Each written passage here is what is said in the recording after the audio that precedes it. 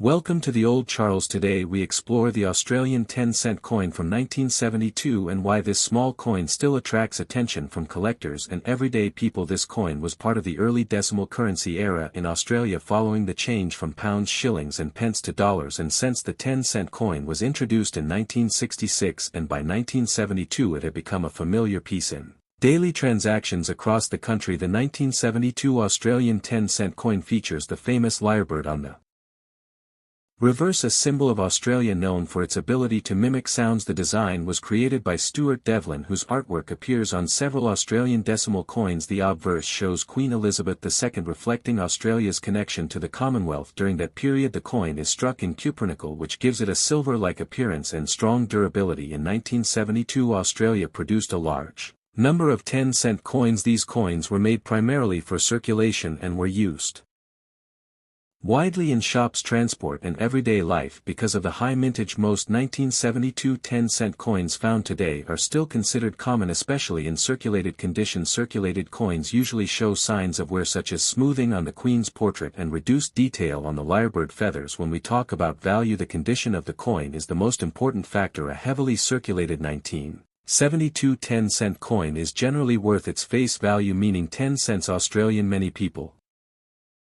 still find these coins in old jars, wallets or collections and wonder if they are rare, but most circulated examples do not carry a premium. Coins in better condition can have higher value. An uncirculated 1972 Australian 10-cent coin with full detail, original shine and no major marks can be worth more to collectors. These coins were often saved in mint sets or kept carefully from circulation depending on market demand and condition. Such coins may sell for a few dollars rather than just face value. There are also proof versions of the 1972 10-cent coin. Proof coins were specially struck for collectors using polished dies and blanks, resulting in sharp details and mirror-like fields. Proof coins were not meant for circulation and were sold as part of official proof sets. These proof examples are more valuable than regular circulation coins and can command higher prices depending on their preservation and completeness of the set. Errors and varieties are another area collectors look for. Although major errors on the 1972 10-cent coin are rare, minor striking variations, off-center strikes or planchet issues can increase interest and value. However, these must be verified by experts to confirm authenticity. The historical context of 1972 also adds interest. This was a time of social and political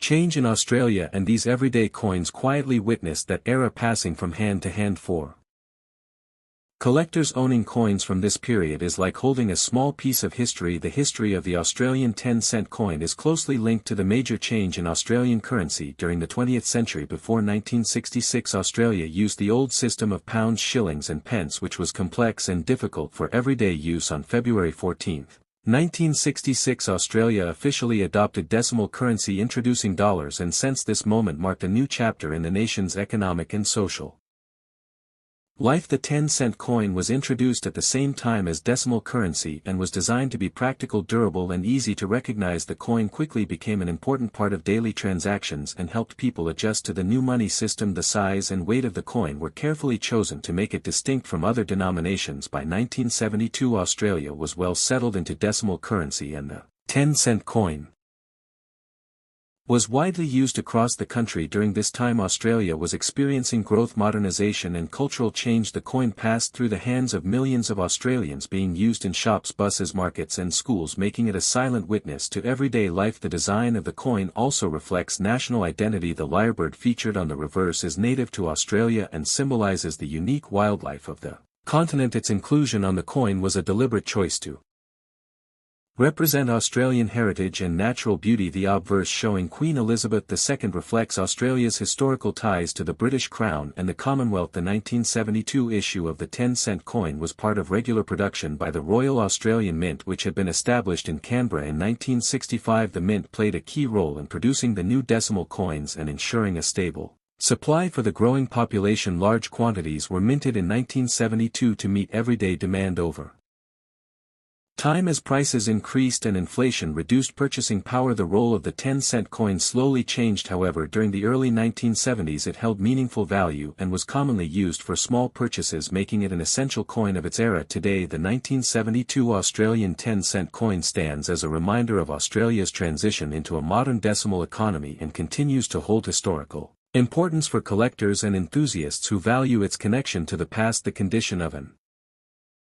Australian 10-cent coin from 1972 plays a very important role in how it is viewed by collectors and how much value it may hold. Condition refers to the amount of wear and damage a coin has received during its life in circulation and over time. Most 1972 10-cent coins were heavily used in everyday transactions because they were minted for circulation. These coins often show clear signs of wear, such as flattened details on the Queen's portrait and smooth areas on the lyrebird feathers. The rim may appear worn and small scratches can be seen from years of handling. These coins are usually described as circulated and are generally worth face value. A coin in average circulated condition will still have visible designs but with noticeable, where the facial features of the Queen may look softer and the lyrebird may lack sharp feather detail. These coins are common and mostly kept for interest rather than investment. Coins in good condition show less wear and more detail. The lettering is clear, the rim is mostly intact and the surfaces are cleaner. These coins may have been in circulation for a shorter time or handled more carefully. They can attract slightly more attention from collectors but are still widely available uncirculated. 1972 Australian 10-cent coins are much more desirable. These coins show no signs of wear and still have their original mint luster. The details on both sides are sharp and clear with no smoothing from use. Uncirculated coins were often saved in rolls or mint sets and they can be worth more than face value depending on demand. Proof coins represent the highest condition level. Proof 1972 10-cent coins were specially struck for collectors using polished dies and carefully prepared blanks. They have mirror-like surfaces and extremely sharp details. Proof coins were not made for circulation and are usually found in official proof sets. These coins hold the highest value among 1972 10-cent issues. Proper storage also affects condition. Coins kept in dry, clean environments away from moisture and chemicals maintain their appearance better, while coins exposed to humidity or harsh cleaning can suffer damage. Cleaning a coin can actually reduce its value.